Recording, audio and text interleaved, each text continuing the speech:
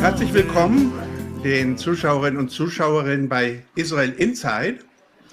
Und ich habe die große Freude, dank Global Israeli Leadership, heute in Tel Aviv Hilik Bar zu begrüßen. Und er ist ein Mann aller Welten, also er ist schon familiär, ist er halb Marokkaner, wie er gesagt hat, und halb Aschkenazi. Aber auch in seiner politischen Arbeit kennt er alles. Also er war mit George W. Bush zusammen auch als Berater für Ökonomie und internationale Beziehungen, was er auch studiert hat. Er war Generalsekretär der israelischen Arbeiterpartei. Ich kann das gar nicht alles aufzählen, sondern gebe gleich auch an Ethan Drury nach Australien, der Hilik gut kennt und ihn auch besser als ich selber einführen kann. Ich danke euch, dass ihr dabei seid, Interesse habt, direkt auch aus Israel in dieser schwierigen Zeit Informationen aus erster Hand zu bekommen. Vielen Dank. Thank you, Wycliffe, for the hospitality as usual every week now since the beginning of the war on the 7th of October. We have the tradition now every week to host a distinguished speaker from Israel who can give us a better understanding of the situation. I felt to have former Deputy Speaker of the Knesset, Hilik Bar, as a significant speaker and someone who could really give us the best presentation. Bar is one of the, I would say, most distinguished young former politician. I think that he made a pause. We always hope to see him back to lead Israel in different circumstances than now. Major influence on the young generation, very great supporter of the Israeli diaspora worldwide. And just to give a little bit of background, Hilik was, before being Deputy Speaker of the Knesset, he was the General Secretary of the Labour Party between 2010 and 2017. He was a member of the Knesset Committee for Foreign Affairs and Defense. And before that, just imagine, because you take a lot of delegations, Wycliffe, to Israel, he was in charge in the early stage of his career of tourism in Jerusalem during the, I would say, flourishing of the city of Jerusalem to become really what she is in the center of everyone's dreams to be in Jerusalem. It doesn't matter of which religions. So I would like to say hi to our very close friend Hilik, a friend of mine, a friend of Yoram, and to ask him to give us his point of view on, I would say, the processing of relations between the Palestinians as people and the state of Israel, and of course to elaborate on the current situation today. Hilik, please.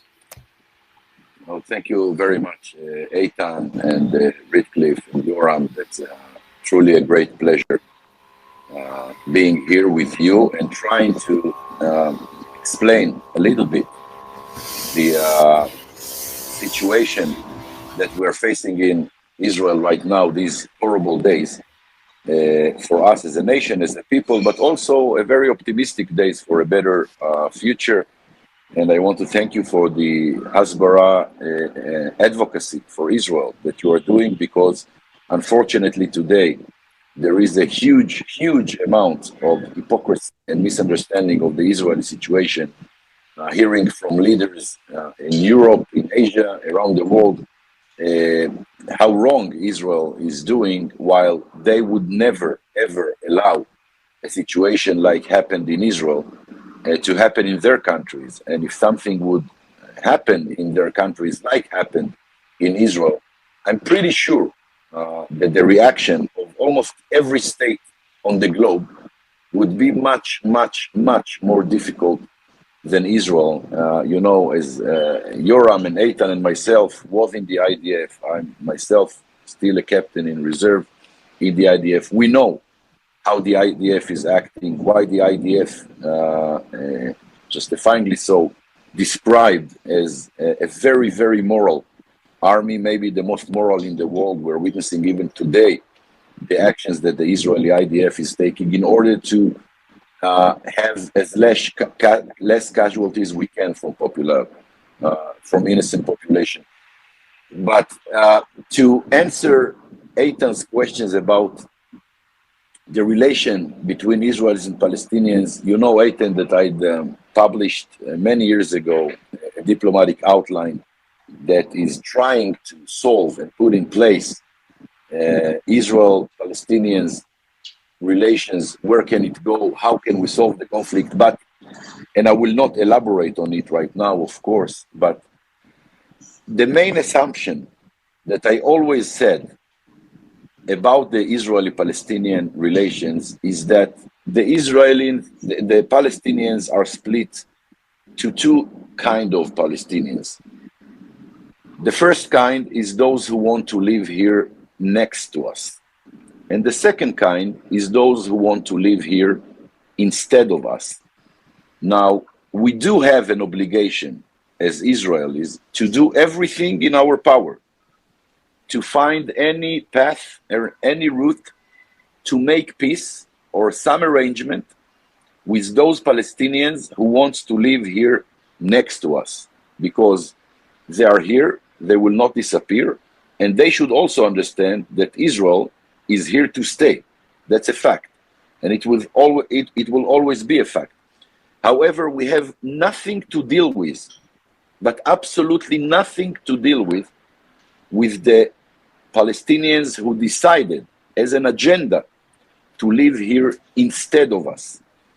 And unfortunately, in October 7th, we witnessed the pure and essence of evil of those Palestinians, of those Hamas crazy jihadist, fully animal, barbaric monsters that not only declaring for years that they are here to live instead of Israel, to wipe Israel out of the map, to eliminate all Jews, but they did actually an action that crossed all human borders and proved us once again that they belong to the Palestinians that don't want to live here next to us, but instead of us. And actually, I will tell you a secret, Redcliffe, they want to live here also instead of you, instead of German and British and Dutch people and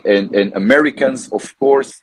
And most of the times when they burn Israeli flags, they burn also an American flag next to it. Those Islamic jihadists want to have Sharia rules, a crazy fundamental Islamic way of living in Europe, in America, and of course in the Holy Land of Israel, that as we see it, have place for everyone. And I want to know that Israel was maybe the first regime in the history of this land of thousands of years that respect the freedom of practicing of all religions. You know, Redcliffe, you are coming here with your fellow Christians, you feel in Jerusalem at home, and of course, many, many, many Muslims are coming every year and indeed living in Jerusalem and all around Israel together with Jews.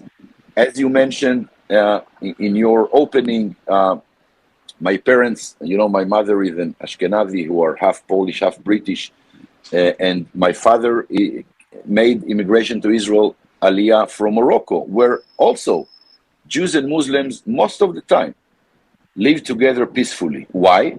Because the regimes back then, these Muslim states was a regime that respected the freedom of practicing and freedom of living and rights of Jewish people. It wasn't the case everywhere.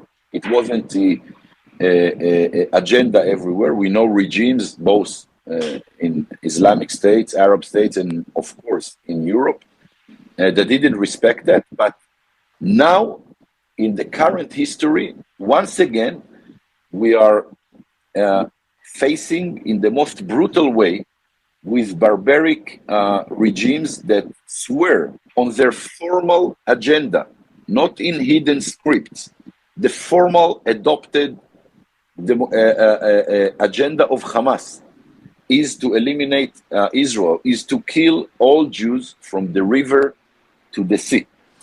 And this is why Israel needs to understand that what happened before October 7th, the life we knew before October 7th, will never ever be again like the life we will have after October 7th. And this is right for the inside infrastructures and society of Israel, but this is mainly right about how we see our enemies and why we now have a total obligation to eliminate those dark, barbaric forces of Hamas, of Islamic Jihad, that of course is nurturing from the mother of evil today, Iran, that give billions of dollars and money to those people that have nothing good to do with this money. And one more thing I want to tell you about Hamas and Gaza and Israel, and this is to all the hypocrite leaders around the world. You know, in 2005, Israel made a very, very, very, I don't know if brave, if stupid, but very brave action.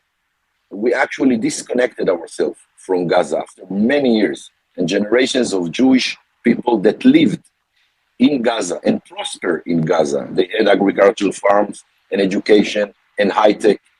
And we turned away thousands of families from Gaza, people that was born in the Gaza Strip, and we evacuated the entire Gaza Strip from any absence, any Jewish soul that was there.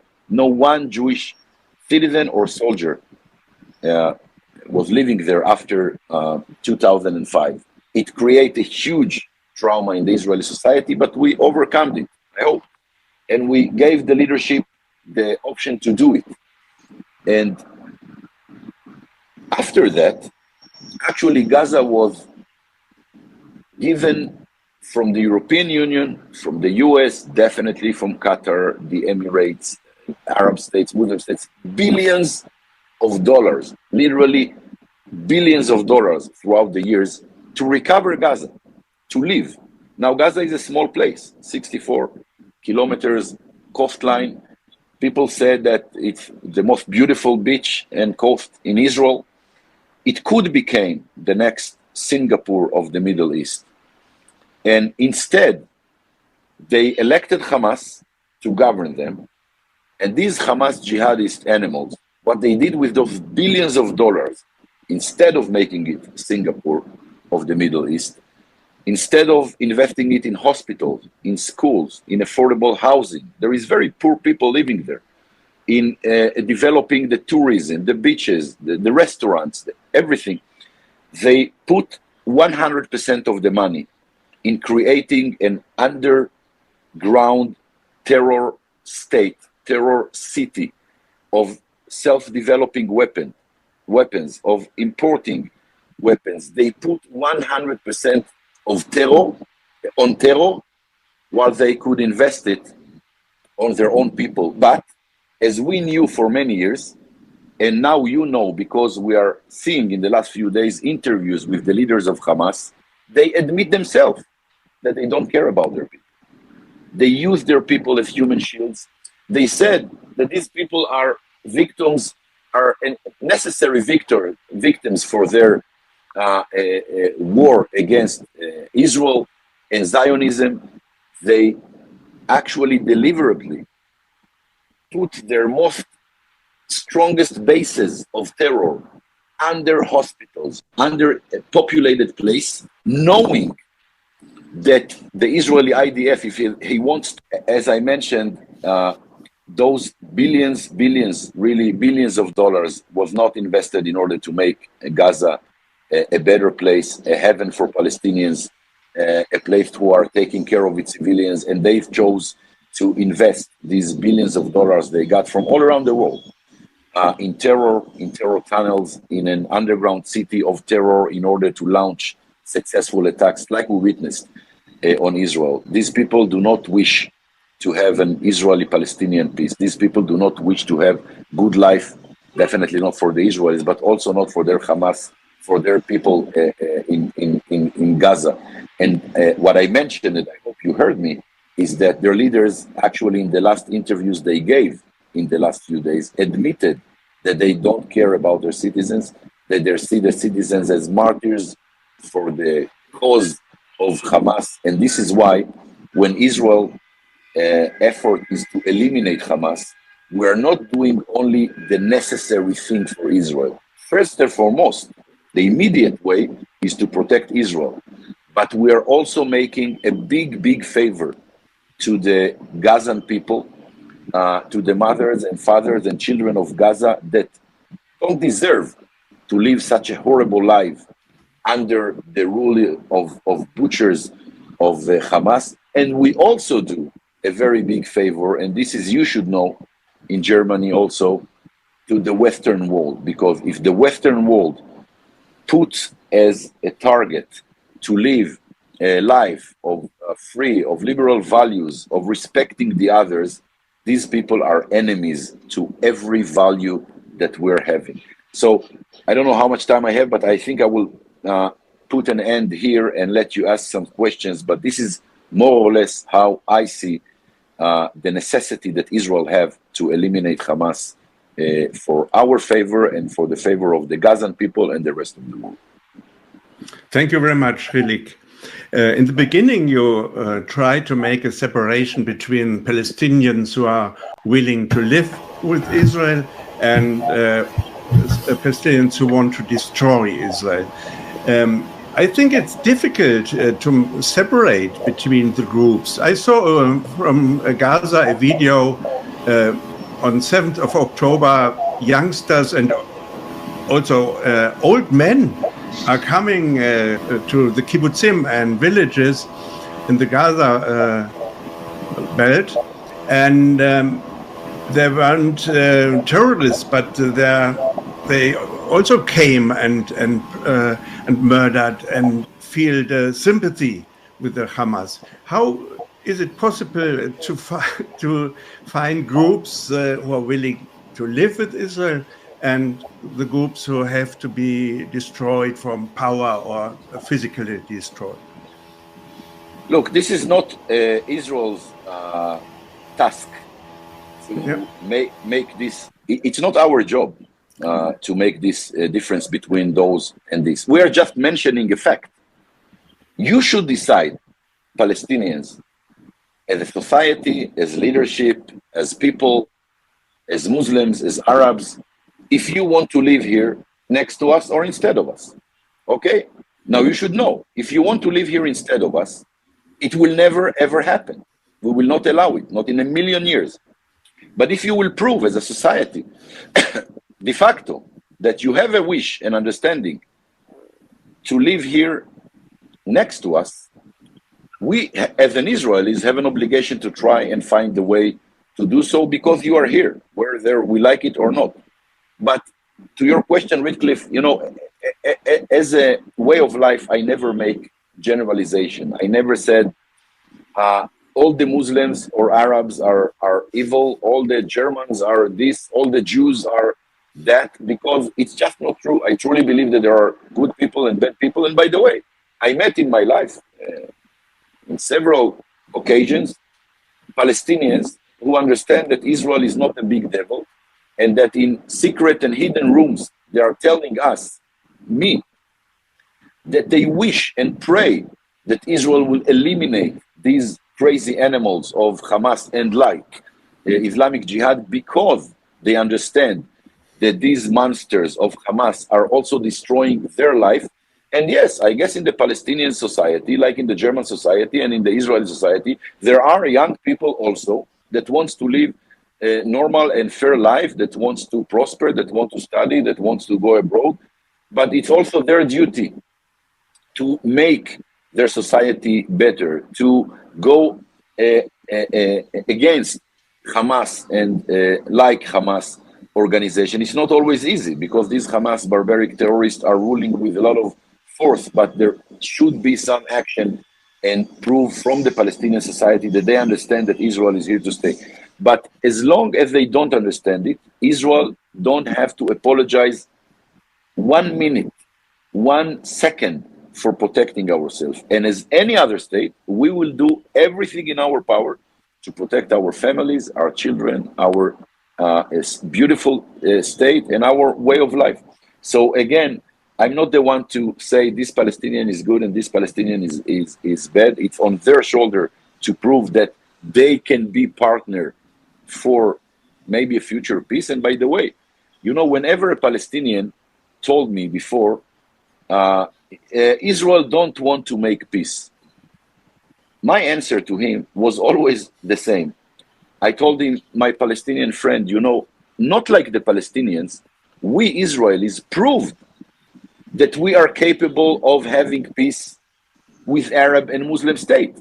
We proved that where we had the right partner in Egypt, Anwar Sadat, and Jordan, King Hussein, and now with the Emirates and Bahrain and Morocco and other states, we proved that when we have in the other side a partner that understands that Israel is not the evil, but a good partner to be with, we made peace. But you Palestinians never proved it before. You missed many opportunities of having peace with Israel. As one of our prime ministers said, they never missed an opportunity to miss an opportunity.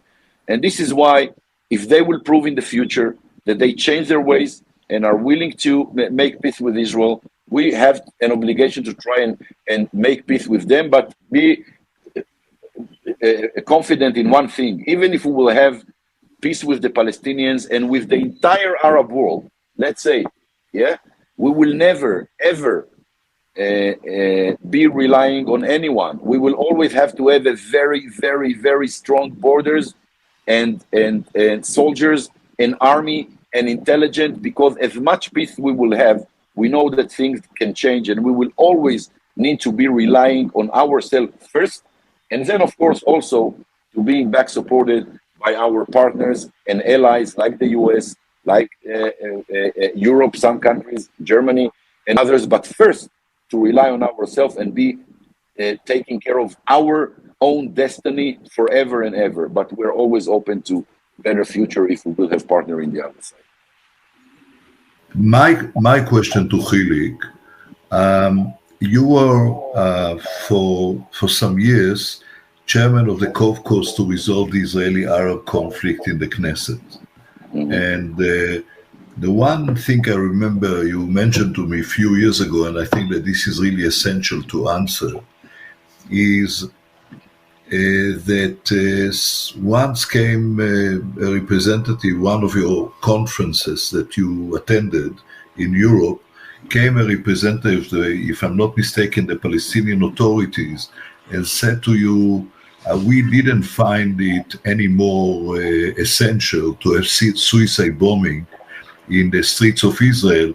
We'll wait for you, in a way, to be divided domestically and see you weakening your position, and this will be much easier for us. I remember you in a way made an impact on me, thinking that a divide in Israeli society could have helped the Palestinians. And when you see the judiciary process and the reform protests since the beginning of 2023, and then you said also, and in your column in 2015, you said something about we must recognize the Palestinians as a state and later on discuss borders. And you always saw as a vision that there is no way but a two-state solution. Can you elaborate on that? Yes, of course. So there are two parts of your question. One is, yes, definitely the Palestinians were witnessing destructive disputes that happened in Israel. again, we are proud that we are a democracy. We are proud that we're having a very hot inner discussion. This is what happened in democracies. We shouldn't apologize for that, and definitely it shouldn't justify any attack on Israel. And I don't think, by the way, that there is a huge connection between the two, because those Hamas people was training for decades to eliminate Israelis, to kill Jewish people, even much before the judicial reform. So to have that as an excuse for their evil, and even for timing, is not the right thing to do. We are a democracy. We have our gaps. We have our discussion. We have our inner disputes, and we're proud of it. This is why we are a democracy, not like other countries in the Middle East. But again, this is something that will not change and should not have or play as an excuse for anyone on each side for what happening in October 7th. This evil is something that is not concerning the immediate disputes on Israel. But I did say in this conference, and you are right, that this Palestinian guy told me, listen, if we will just sit aside and see you killing each other inside the Israeli society, maybe you will finish Israel before we will finish you with suicide bombers. But you know what? I knew that it will not happen. I knew that Israel will overcome our inner disputes, and we did. And actually, Hamas, in a very twisted and brutal way, while he wanted to continue and divide and destroy the Israelis from inside, what he actually brought is for the Israeli society unified as never before. And when I see now the state of Israel, the Israeli people who help each other, who volunteer, who giving everything the society needs, the soldier needs, I never saw such a volunteering scale in Israel in my life. And actually, this is a very big present that was given to us, and it's exactly the opposite of what Hamas was aiming from happening to Israel. So I hope that the Israeli society and we will be very smart to remember what happened and to stay united and strong, because we have an amazing society, a strong society, strong people that are united so much, and when they know that the other one is in trouble, they're coming immediately, not only to recruit to the army. We know that there was now 150% recruitment to the army. The army had to send soldiers home because we didn't need so much soldiers. People over their age of recruiting begged for the army to take them and fight on our home, on our society, for our families. So this is something that makes me, as an Israeli, to be so proud to know that in good times, of course, but mainly in bad times, the Israelis can lie one on each other. And this is a present that not every society has, by the way, and we have it and we are proud of it. About your question about the two-state solution, look, I'm from those who believe that there is time for war and there is time for peace, okay? And without any doubt, right now it's time for war, and the hardest war we can have, the longest. I mean, there is no limits of time and of resources that the Israelis will put to our government to finish and destroy Hamas to the ground. We hear it from the people of Israel, from the mother of the soldiers, from their families, even from the families of the kidnapped people. And we hear it from the soldiers. When commanders come to the soldiers just this week in Gaza, the soldiers are warning the commanders, don't stop us. Let us finish the job, because we will not go back to Israel, to our family, before this job is done, before Hamas is destroyed. Because in other rounds with Hamas, we made this terrible mistake of leaving Hamas alive, 50%, 60%, 15%, 40%. This is a very, very bad plant that is growing if you leave even a little root of it alive, and then they know how to spill water and make it grow again. This time is a different story.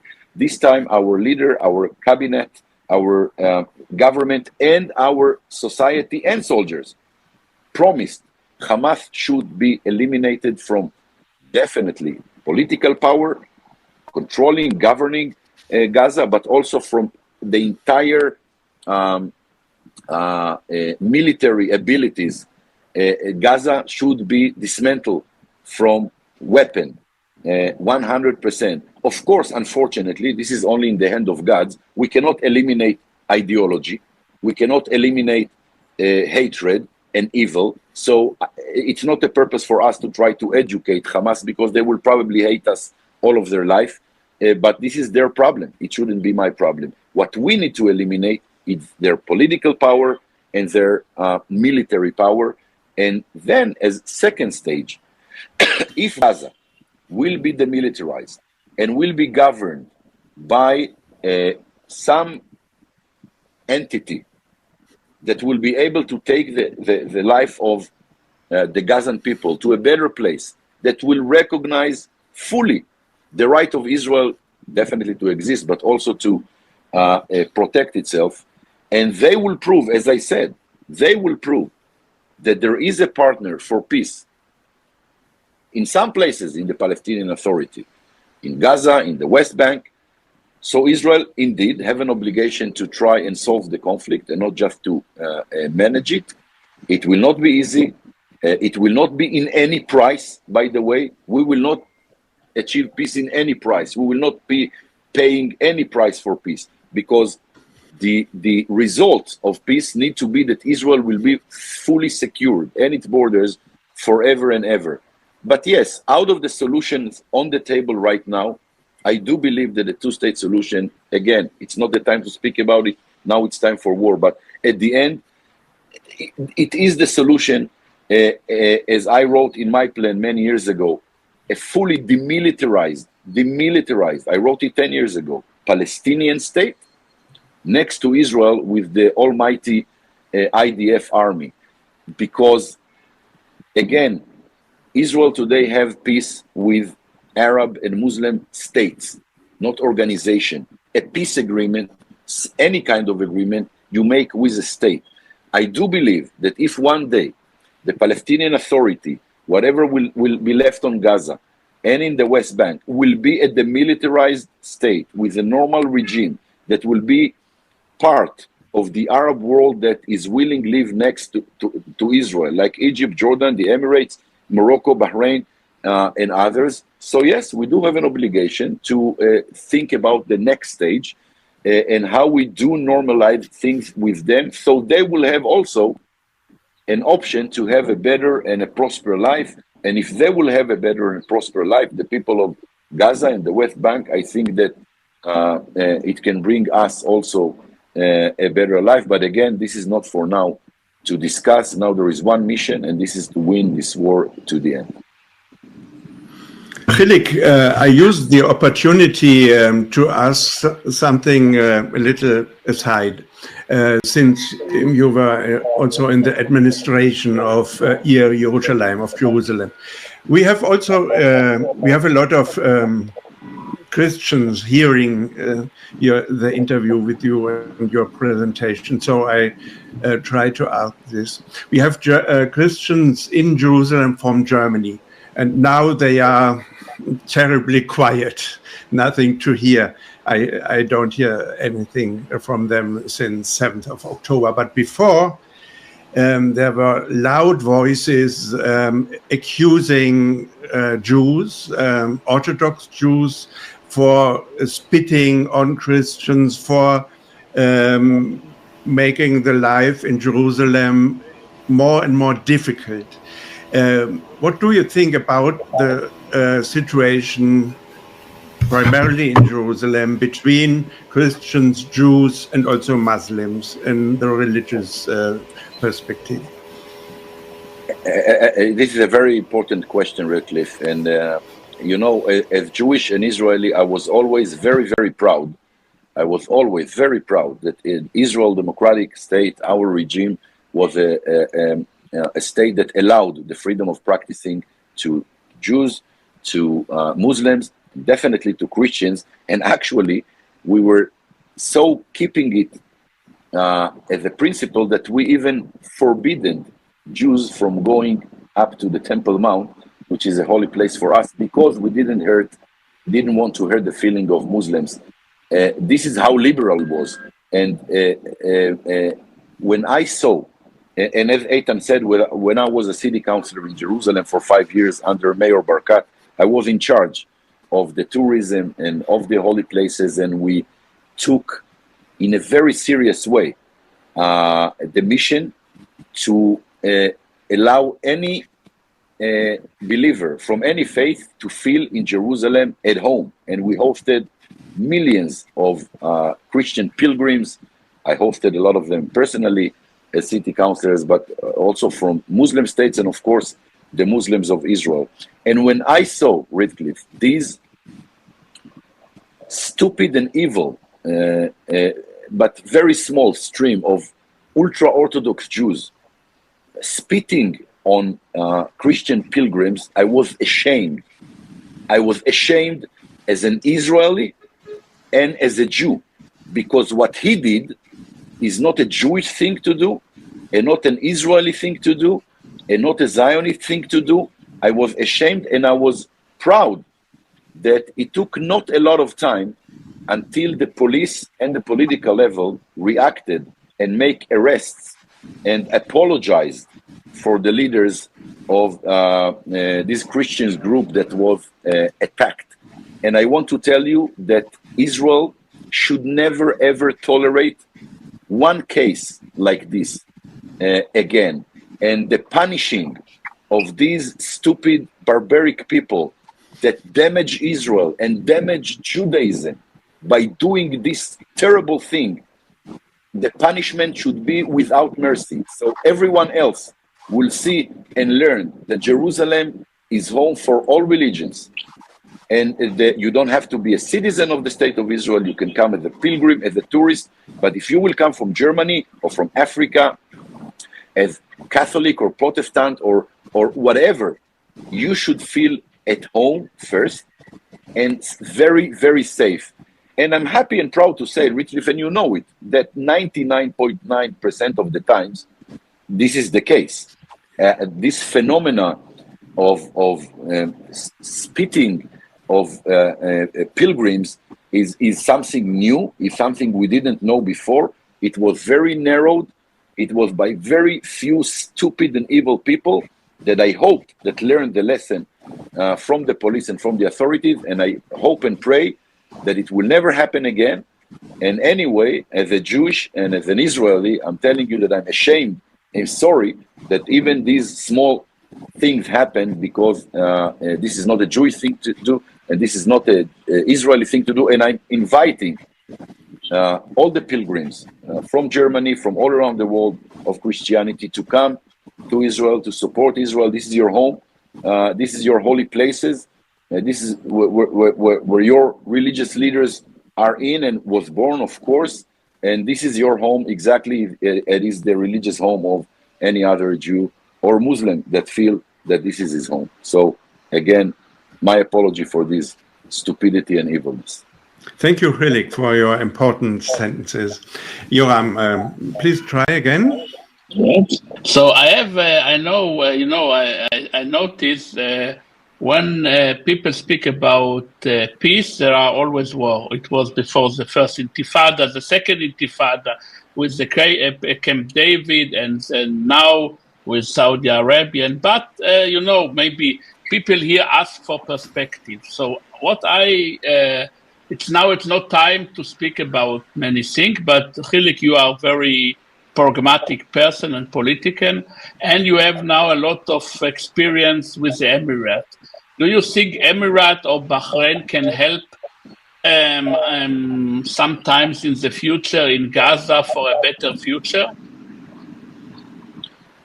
Definitely. Look, I'm very proud that Israel made these Abraham Accords with Bahrain, with the Emirates first, and with Morocco and other. And we were very close to have normalization agreement with Saudi. And maybe some of the reasons of the timing of this barbaric attack of these monsters was in order to prevent an Israeli-Saudi normalization.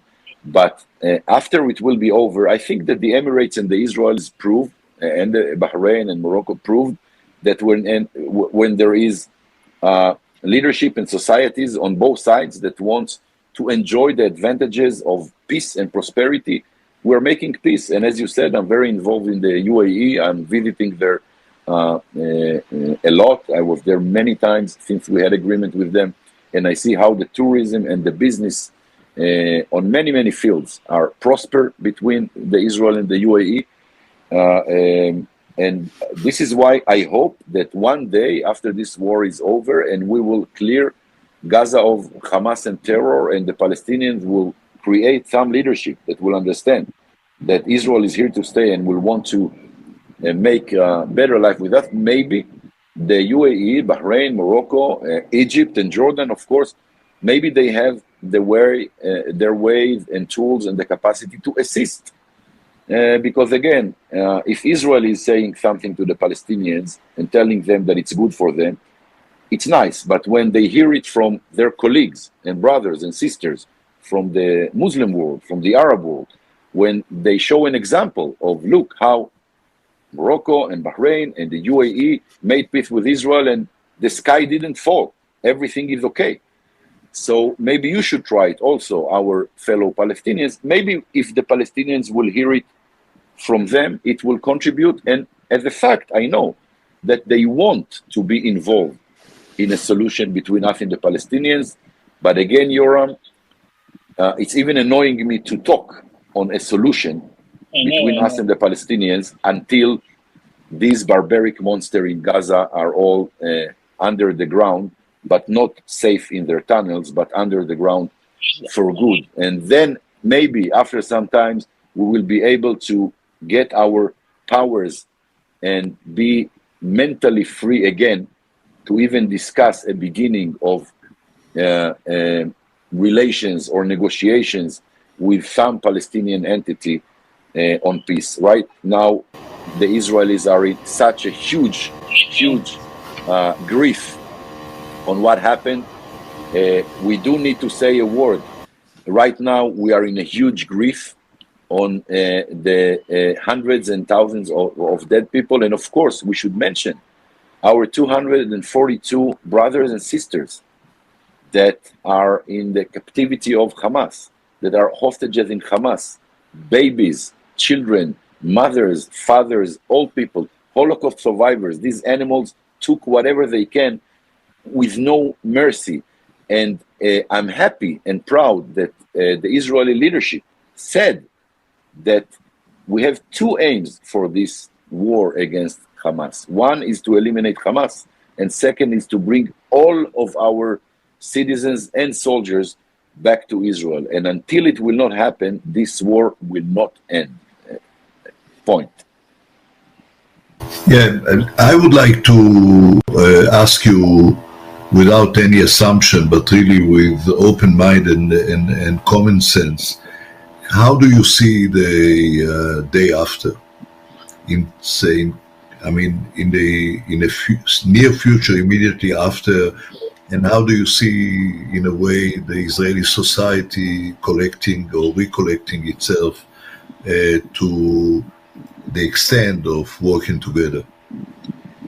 Well, we touched it, but first I'm very optimistic about the Israeli society because I see now how united we are and how we are helpful to one another and how we are hosting and supporting and healing one another. And I remind you, Eitan, that's unfortunately not the first and not the second war Israel had.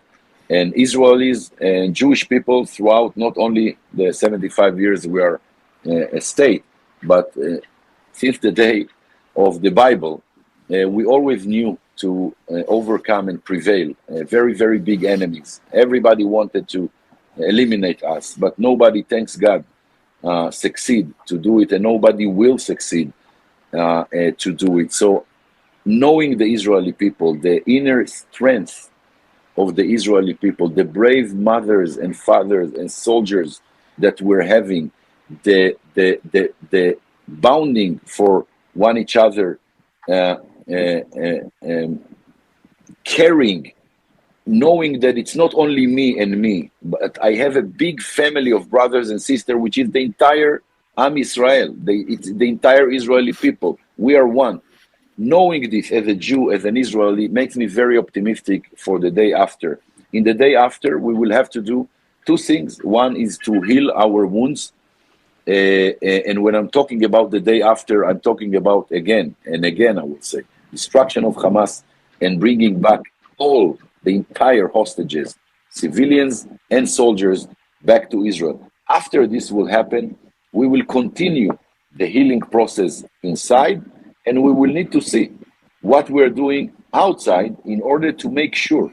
Our focus will be to make sure that what happened in the October 7th will never happen, that it will not be possible technically, and it will not be possible even as an idea of the people that will live in Hamas. But again, we are not trusting only their good faith and ideas. We will have to make sure that in every mean we have,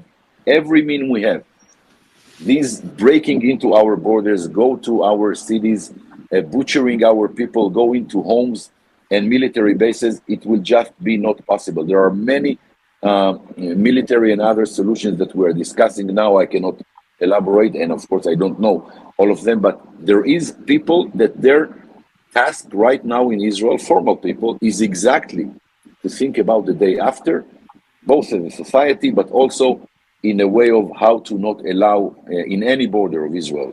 We didn't discuss the north, of course, of Hezbollah. This is another story. But from north and from south, nothing can ever happen again. Just before Riklef will take over and finish, I'd like to say to Yoram again, thank you so much for facilitating the connection with Riklef. And the one thing that is for me most important, you're one of the only ones, Hilik, to use, instead of we will win, you always say we'll prevail. And I think that the word prevailing is the most characteristic. That's the nature of the state of Israel, nature of the people of Israel, is always prevailing after being in distress or under pressure, and that's our strength. And there is no more than to say it was a privilege to have you with the back to the Mediterranean Sea, and let's hope that we will see us all together on the beach of Tel Aviv, and thank you so much for the comprehensive of your presentation. Amen. And if we ended this session before Riklef will conclude, I just want to say two things very shortly. One is thank you, the three of you, for the work you are doing with your show and inside your communities, Israeli leadership, and German Christians, for Israel and for making our cause better understood in Israel. But the second thing, and most important, I want you also to use any power you have, any power we have, to not let anyone forget these 240 Israelis in the captivity of Hamas. The most important thing today is to bring them back home and to explain the world that they are there, and to make any effort in every government and every society to do everything in their capacity to bring these 240 Israelis. And again, they are from 88 Holocaust survivor women to a 10-month-old baby. These are the scale of people that are in the captivity of Hamas without normal life, light, food, and who knows, God knows, I don't want even to think what may happen to them while they are there. So please make any effort you can to have this subject of our captive people on the agenda of the German society, of the European society, and make everything you can so we will see our brothers and sisters, the entire 242, back home, safe, Bezrat Hashem, with us in Israel. Thank you. I just want to thank you, Hilik, for your last sentence. We do all what we can, but it's important to have also people like you. I know, I must admit that I got to know Eitan in Berlin, and then he recruited me also for the board of the Israeli organization. And then I get to know you, Hilik, and I'm very happy that you came today, because you are one of the political and people in Israel who are very pragmatic and in which I can trust and Israel can trust, and we hope for a better future. Thank you. Yeah. There's still a lot of room to intensify, to strengthen the ways to help Israel to bring the captives free back to Israel. So I hope we can do a little bit for it. Thank you, Hilik, for your time. And I was happy to see the Israeli flag behind your balcony, behind you. And I wish you that time the flag will blow more proudly than in the past, and a flag that will be a flag of shalom and peace. Thank you very much, Hilik. Thank you. Amen. Thank you very much. Thank you.